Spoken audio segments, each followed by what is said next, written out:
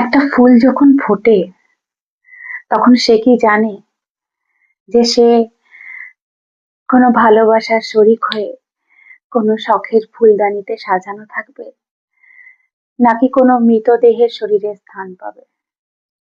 সেরকমই একটি শিশু যখন পৃথিবীতে আসে, সেও কিন্তু জানে না যে ঠিক সে কেমন পরিবেশ পাচ্ছে, কেমন পিতামাতা পাচ্ছে।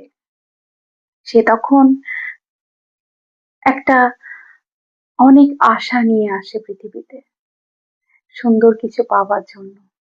আচ্ছা, ফুল কি কখনো চাইবে যে তার এত সুন্দর শোভা যা কোনো মৃত মানুষের শরীরে? সে তো সবসময় চাইবে ভালোবাসার শরিক হতে, সে তো সবসময় চাইবে ঈশ্বরের পায়ে স্থান পেতে।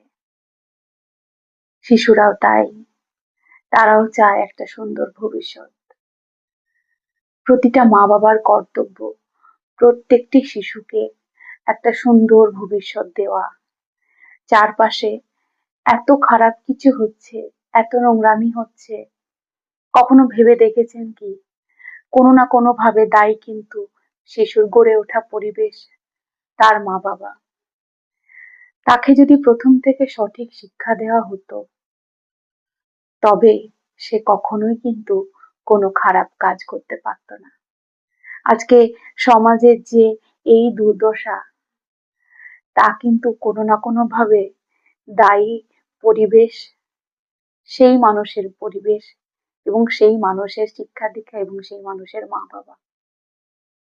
প্রথম থেকে তাকে যদি একটা সুন্দর পরিবেশ দেওয়া হতো, তবে সে নিশ্চয়ই দেশের এবং দশের উপকারে লাগতো, মানুষের মুখ উজ্জ্বল করত।